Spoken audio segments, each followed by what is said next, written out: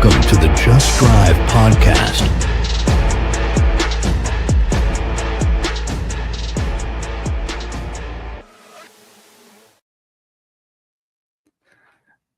Jason, I see you there, dog. What is going on, y'all? Welcome to episode 6 of the Just Drive podcast. If you are new here, go ahead and follow, hit that subscribe button, turn on the notification bells, punch that like button in the face like it owes you money. You know, we are just here to hang out today. We are making a habit of getting on here and hanging out, talk cars. What is going on with y'all? Let me know.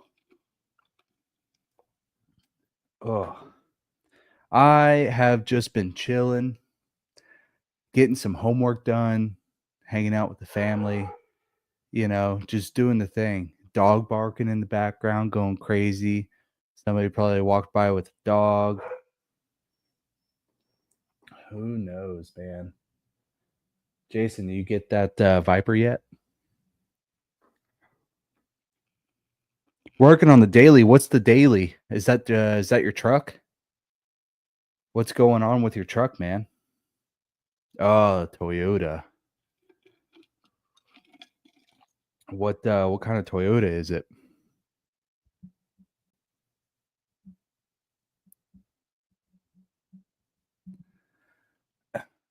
Oh man, I love 4Runners. What generation 4Runner is it?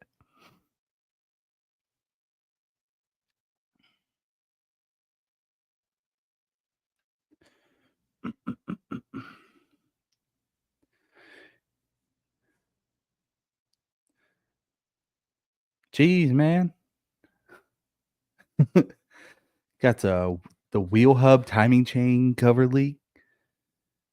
5th gen, man. Listen, I was a 3rd gen guy. I had a 3rd gen and that thing was awesome. I would definitely love to have another one for sure. That 3rd gen was, oh man, it was sick. I had the 22RE in it. I don't know if that was stock in the 3rd gen, but I know that engine was awesome. You couldn't kill it.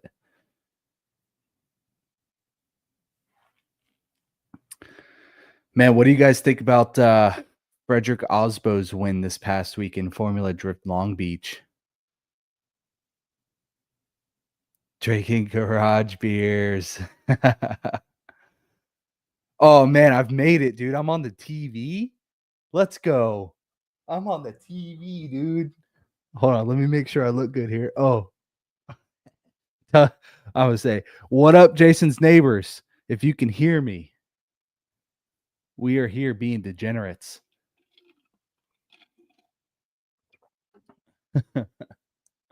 That's awesome. Dude, man, yeah. So we got Frederick Osbo, got a solid win this weekend. Formula Drift, Long Beach. Dude, the guy looks solid. I mean, to beat out James Dean, that's a feat all its own, man. That dude, James Dean just doesn't make mistakes. Like, the dude's a robot. I don't understand. Then you got, James Dean getting 2nd place, and then Adam LZ getting his first podium for Long Beach. That is awesome. First race of the year. Man, it's sick. Hold on. Jason just sent me a picture. Look at that. I've made it, guys. I am on the TV. I am on the television. Let's go. Man. Yeah, and then we got NASCAR is going to be at Bristol this weekend. I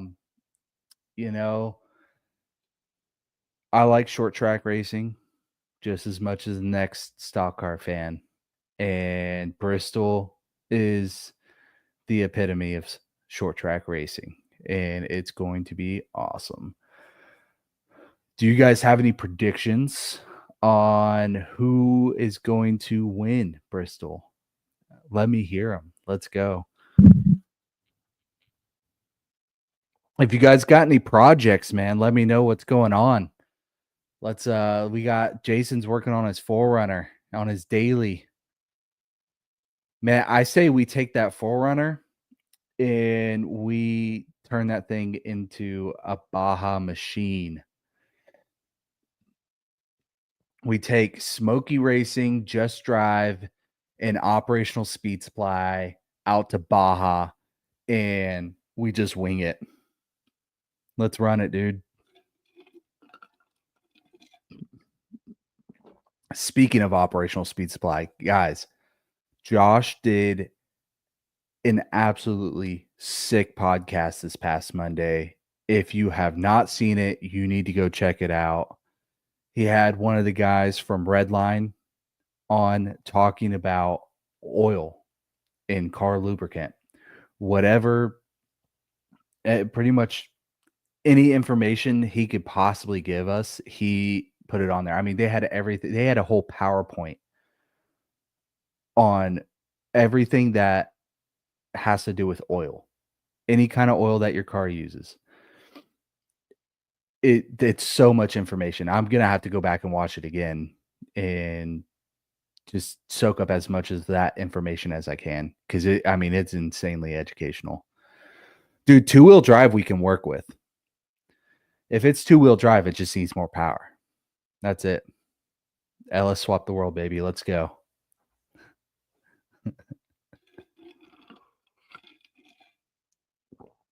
If it's not four-wheel drive, it just need horses. We'll make her get out of that sand. We will make her get out. Dude, yeah, that podcast was insane how much information it had in it. Like I said, I'm gonna have to go back and watch it again and soak up as much information as I can. There was so much information on that. I mean, they had a whole PowerPoint presentation breaking down everything that makes up oil, and that was cool. So I will after this, I'll go and I will I'll pull it and link it down in the description, or you guys can go find it, whichever is easiest for you. Um, Definitely worth watching for sure. But yeah, so what's y'all's predictions on Bristol? Let's see. Comment up. Who do you think is going to win Bristol?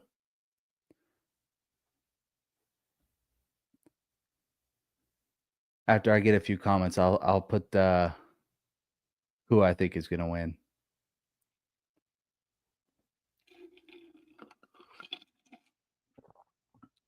Oh man. So yeah, what has been going on with you guys? This past week has been it's been gnarly. I've been having to do a lot of schoolwork. This course I'm in right now is super heavy. I'm in a drivability class. Joey Logano. I don't know. Joey Logano is probably gonna get spun out somewhere. Dude, I hear you on that, Tyler. Um, there was definitely a lot that went over my head too, man. That's why I want to go back and watch it again because I mean, there's so much information. Um, I think an idea for me to give to Redline is they need to make an oil for dummies book for me to learn. Terry Labonte. This dude said Terry Labonte's gonna win Bristol this weekend. Oh man. I'm pretty sure he's got a Bristol win under his belt somewhere. Pretty sure. Uh dude, that was a great time in NASCAR. That was a great time, dude. 90s and early 2000s were awesome. Yeah, the pictures in color too. Yeah, definitely need colored pictures. Lots of pictures. I was an infantryman. Reading is not second nature. But picture looking is. Uh I could definitely look at all the pictures. Man. Yeah, so yeah, we'll go back. Frederick Osbo. I want to say he's from like Finland or something. Uh dude learned how to drive on ice. So I was listening to a podcast with him. It was I think it's called the Outer Zone. Um that Formula Drift themselves put on. Um if you can fit a triangle hole, you're good, dude. Facts.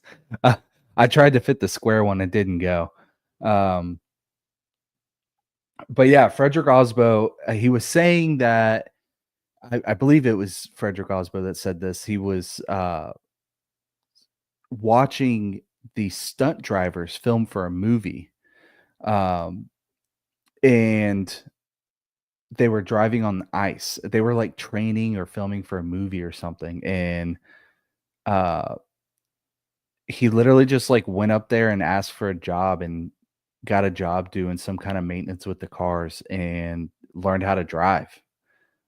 Driving on the ice. And I will say, even drifting on asphalt, you're probably going to have a lot more grip than on the ice, but it definitely teaches you car control.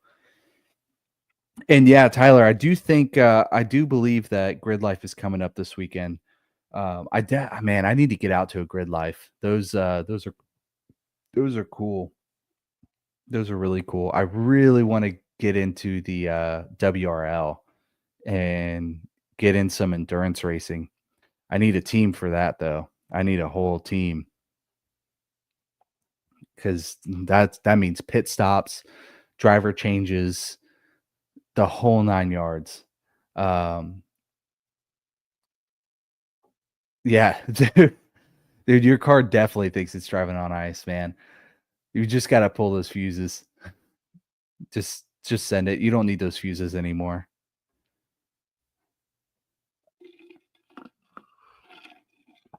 ABS is for second place. Dude, I'm game. Um I would love to get into some endurance racing. I don't necessarily want to drive, but I definitely want to be somewhere. I want to be somewhere in like the engineer seat or something like that. I want to understand why um like tire strategy work, how tire strategy works, how fuel strategy works, the whole 9 yards. Um I want to learn all that stuff. That's what really gets my attention is uh the driving's cool and I love the aspect of driving. I don't find myself to be talented enough to be a competitive driver, but I really like the technical aspect of race cars, and that's where I'm at right now. Is I want to learn as much as possible, and I feel like endurance racing is definitely a place you learn a lot because those cars are pushed. I mean, you're driving those things to the max, for what? Some races 24 hours, I think the WRL, I think they do a max of like 6 hours or something like that. I don't know exactly what their longest race is, but they come down here to Sebring. You can imagine doing 6 hours on Sebring. That's a I know, 20-minute sessions. They It's torture. I mean, imagine spending 2 to 3 hours in the car before you get a driver change. I mean, that definitely tests you as a driver for sure, and that shows you who a wheelman is once they put in that time. And, I think that's why you see so many NASCAR drivers so good at a lot of other things too, is because they spend a lot of time in the cars. Kevin, everything beats driving the turnpike. Listen, as soon as I don't have to drive to Orlando for class every day, I'm going to avoid Orlando at all costs. I do not enjoy the I-4 parking lot every single day. That is not a good time. And then 417.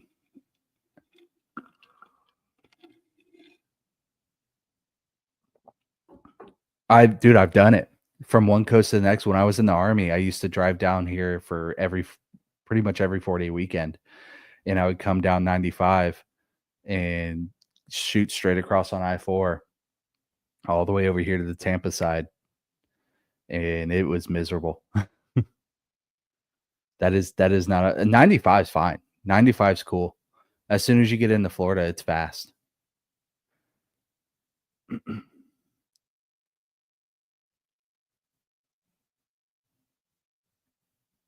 Dude, that's insane. Yeah, dude, that's just knowledge, Tyler. Yeah, so Tyler's saying that the guy that created his supercharger kit for his truck, Tyler drives a Chevy Colorado. He races a Chevy Colorado, um, which is cool. That is wild to see. Um, he's saying that the guy that created his supercharger kit has over 40 years of race team experience and can dial in his tire pressure from temps over the phone. That's just pure experience. That's basically what 40 years of experience gets you. Braden, what's good, dude? What's up, man? We're talking about Tyler's Colorado here. Oh man. Dude, yeah, like 40 years of experience, man. That dude probably knows like how humidity affects tires. That dude probably knows like down to the degree exactly where your tire pressure should be. That's wild, man. Dude, Tyler is the man, dude. Tyler is, dude. He was coming around that track at NOLA, dude, coming around that turn, and all I hear is his tires going burr, and he's just like, no, we're getting this turn. Let's go. We're hitting that apex. Dude, he was letting that thing eat.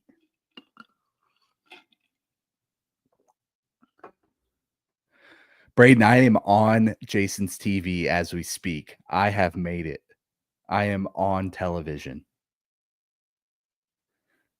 Dude, what did you buy? Did you get a 350, 250? What'd you get, Braden? By the way, Braden, in case you're wondering, I am going to the Ford Fact program. So if you need a certified Ford tech to work on your Ford, I'm your guy.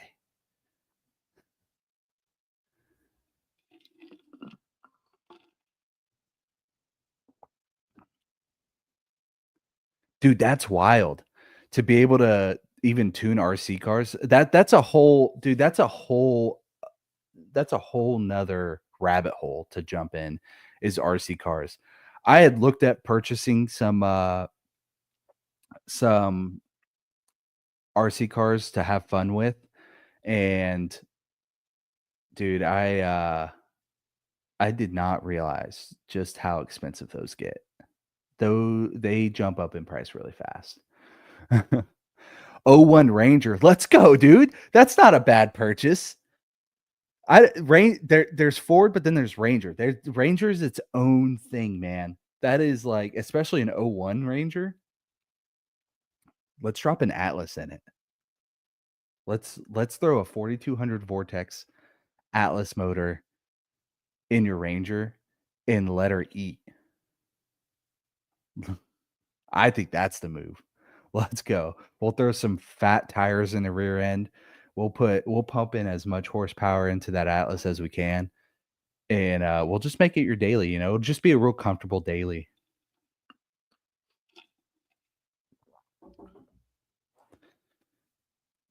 An '01 Ranger, that's cool.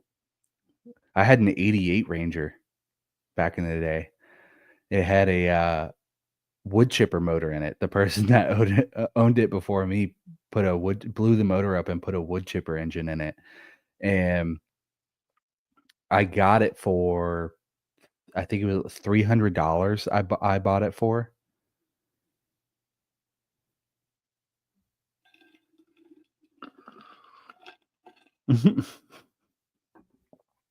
Let's go, dude. Yeah. A project truck. There we go. We'll have another truck in the was it the GTT category. Here we go. Braden sent me a picture of the Ranger. Dude, that's clean. That's clean. The sidestep would be sick, but that is, and it's got the cover on the bed. That's nice. That's always nice to keep your stuff dry. Dude, the 2JZs are cool, man, but the problem is everybody wants a fortune for a 2JZ. They're just too popular. The Vortex is basically the same engine. It's just American. You know, what is it? 4.2 liter um inline six. It's sick. The true category. GTT is the true category, man. That's gonna show you who the true wheelman is, driving something that is absolutely not made to be driven on a track, and it works.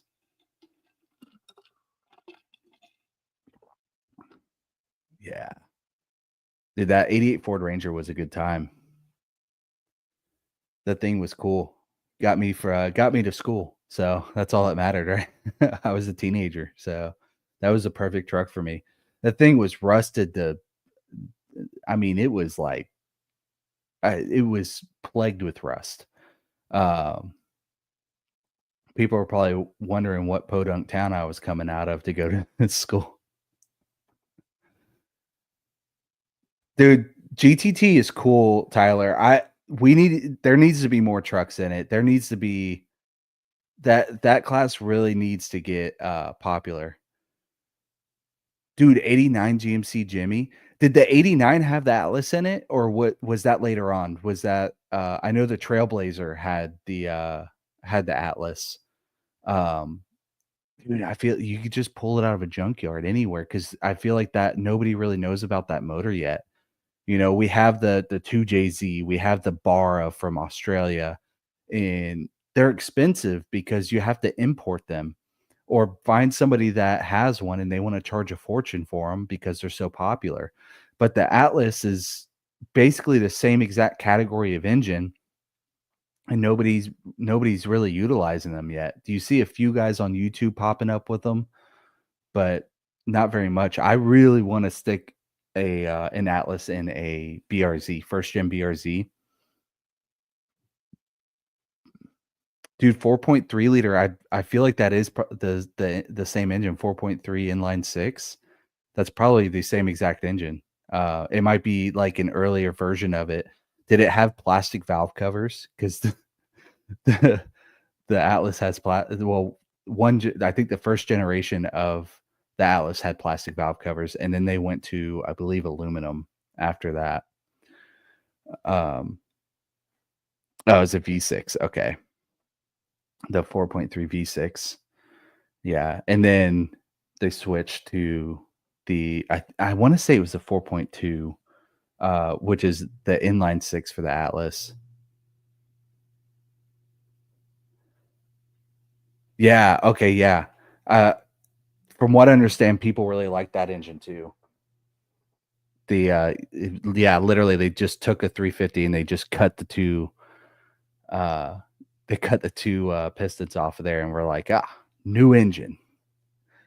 That probably made for, really easy, uh, manufacturing because it was more or less the same thing.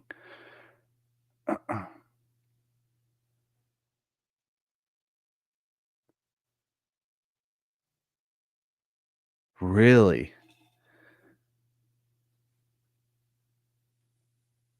Okay, yeah, next in line was the inline 6, okay. Yeah, next in line was the inline 6. That it dude, I think people just sleep on it because you can go to any junkyard, you find there's a whole list of cars that had that engine in it, and you can go down probably down to a junkyard, and you probably find a Trailblazer in there somewhere, you know? Um, if it was the same price as the LT1 used, that's insane. The Gen 5 LT1? Man. Alright, so if you guys wanted to do WRL, okay, it's endurance racing. what car would you guys choose to do that with? What would be what do you think the ultimate car would be that be for endurance racing? You know, these you got everything from your Honda Civics to GT3 style cars, even some prototype style cars. I don't want to call them prototypes. They're made by Stratus, I believe. I don't know much about those. They're small. They're fast. They're real fast. They have a lot of aero on them. But you have everything from like I've seen BMW M3s in WRL uh to like Porsche 911s. Um, dude, the Camaro SS that would be cool. I see there are a few Mustangs um that do compete in WRL. I don't remember any Camaros, but I feel like they'd be in the exact same class as the Mustang. Um, I just don't think anybody has built them. Dude, a Ford Escort, that would be sick. They would probably put that in the same category as probably like the Honda Civics. And there's some Integras, Acura Integras in that category. I gotta look up the classes again and so I could specify exactly what classes are what. Uh but dude, an 89 Ford Escort would be sick, especially if you can get your hands on a Cosworth. That would be cool. That GT style body would be the Cosworth. That would be cool. You see a lot of those. A lot of people still use those as uh, what rally. They do. We have the firm here up in Stark, and they do a lot of rally racing. They have a rally school. They do rally cross where there's some asphalt and dirt on there. That's really cool. Dude, a C5 would be cool. C5 prices have gone up quite a bit. Thanks, Drift Boys. Um, but C5 would be cool. The C6 may be better because I just feel like the pop-up headlights. I love pop-up headlights, but they do break.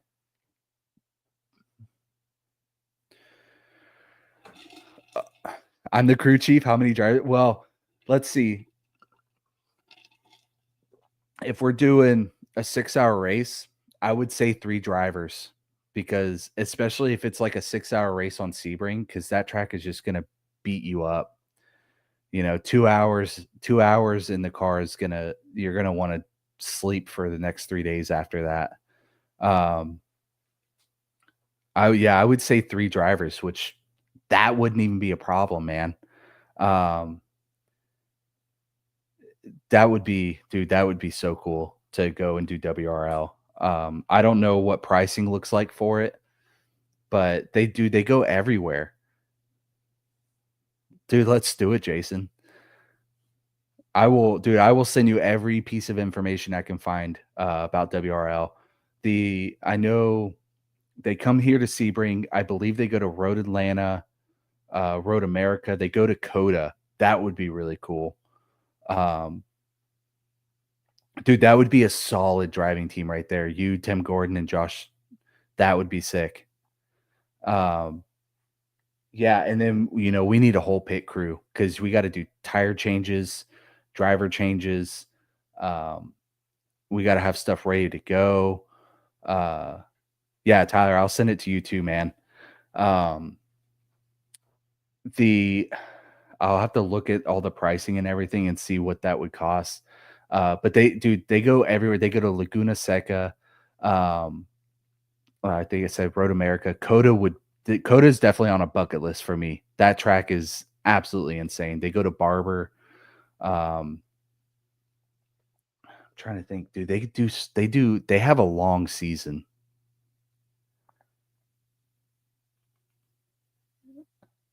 Let's go. um,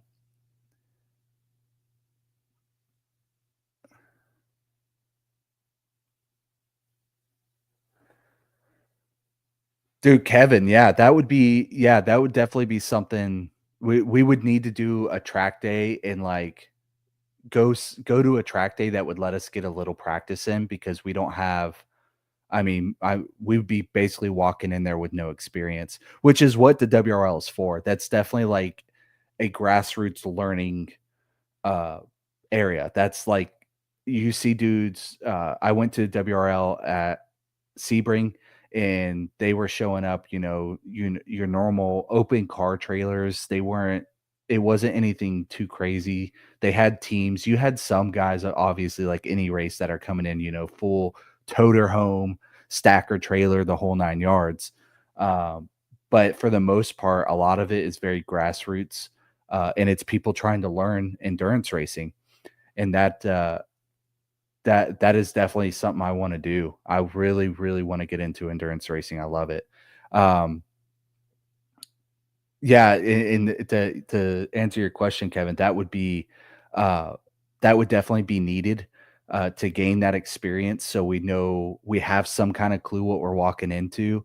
Sebring obviously would be the place to go, or honestly, anywhere. We go to the Motor Enclave, go to, Circuit Florida, if, whoever would let us actually practice and figure out what we need to do as far as being, a pit crew in the whole 9 yards.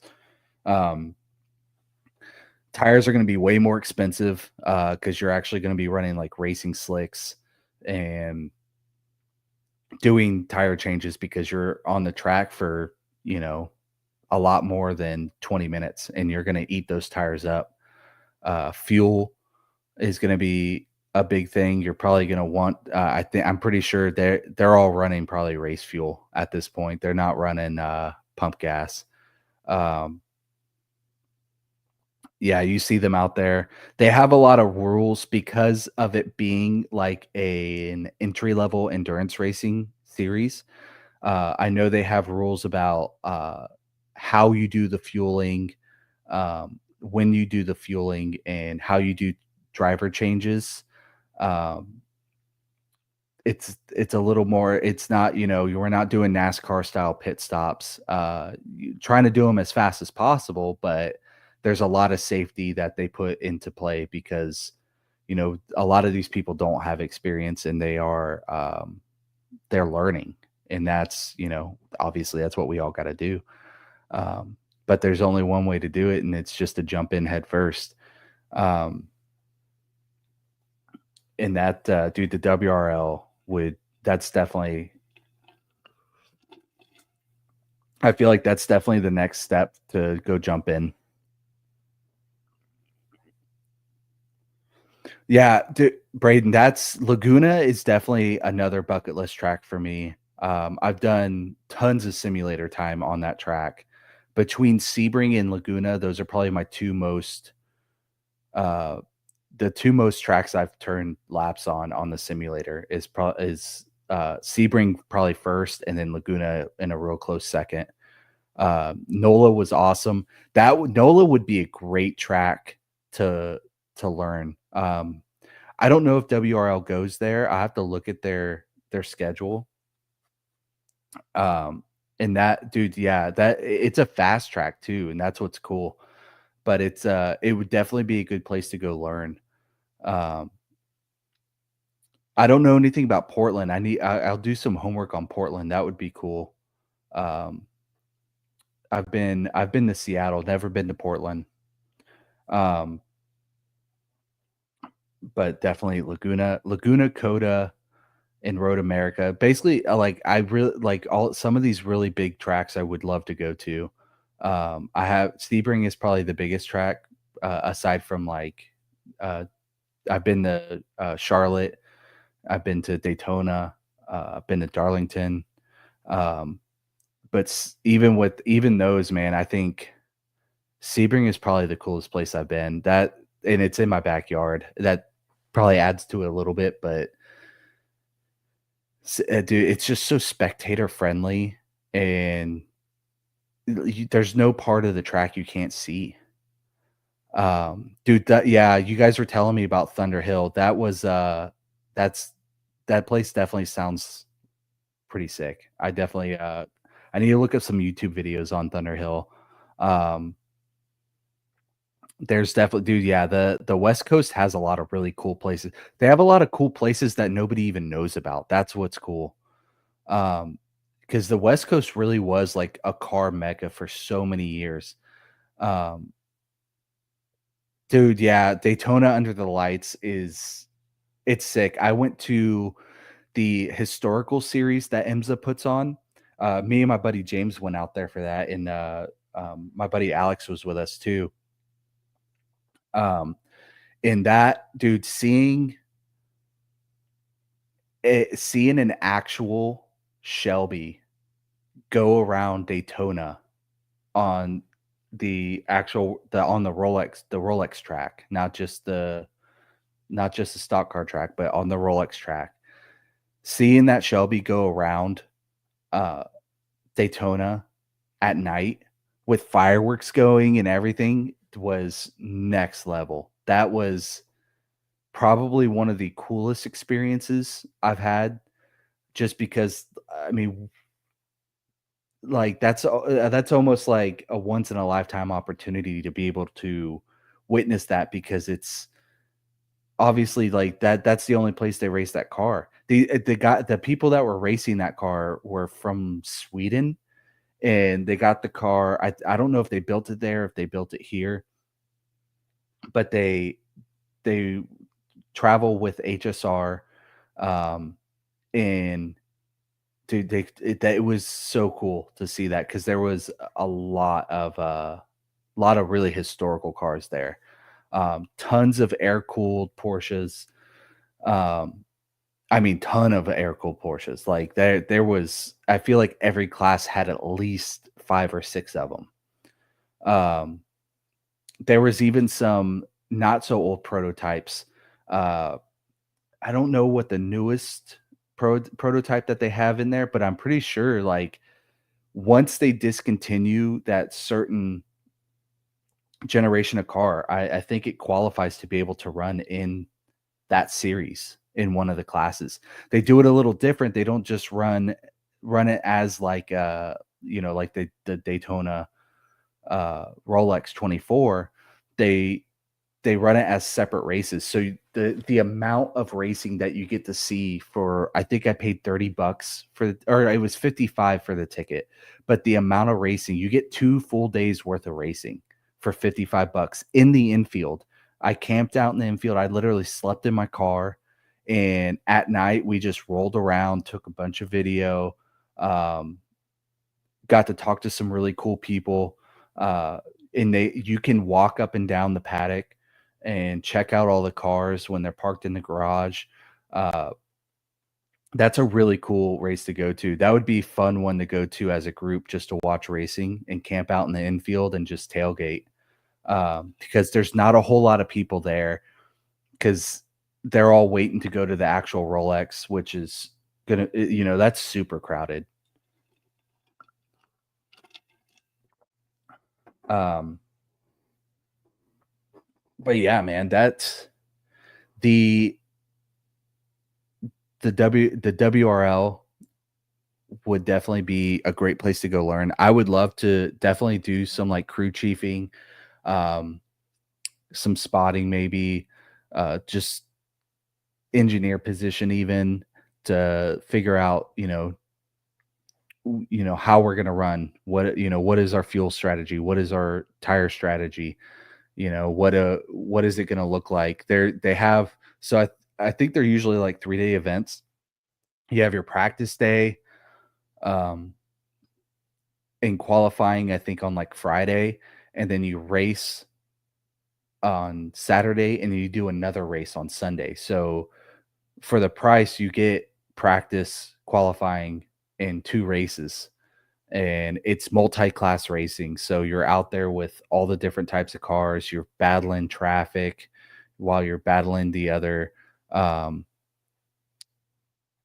you got the um, you got traffic, you got the other drivers that are in your class that you're battling against, and it's definitely like the full wheel to wheel experience for sure.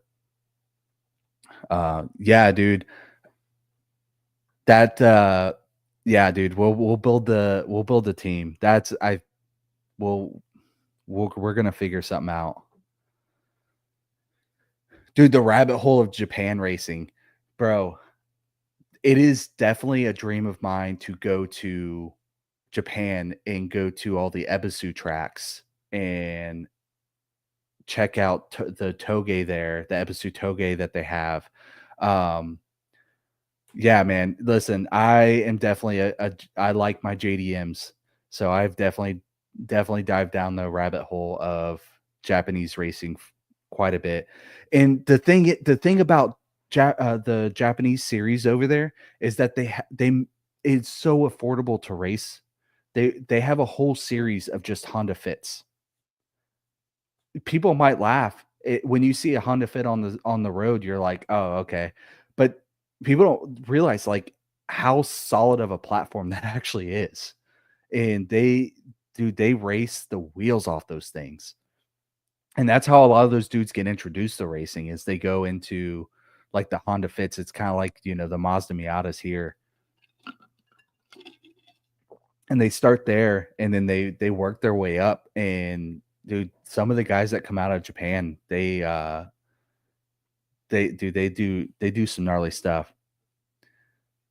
Dude, K-swap Mini Coopers. Yeah. Dude, anything K-swapped is pretty gnarly. That yeah, but Mini Coopers are a really solid platform to race on. They definitely have a really good balance. Um, definitely want to change out that engine though. Definitely like the older versions of Mini Coopers. There's some really cool videos of some of the old, I believe they were like 70s models of Mini Coopers going around Goodwood, or God, whatever it's called, over in Europe. And these guys get them up on like two wheels going around turns.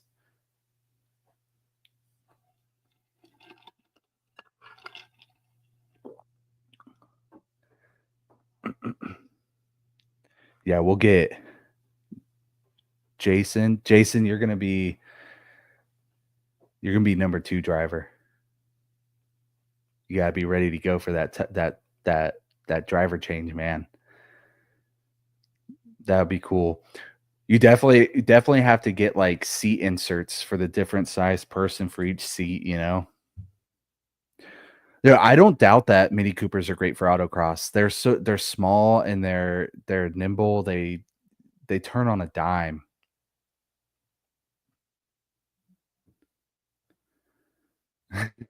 Tyler, you hold the flashlight. Tyler, you could be the fuel guy. You can manhandle the fueling. Wait, let's go, dude. Dude, that'll be a blast. That'll definitely be a blast. But I think I'm gonna go ahead and end it here, guys.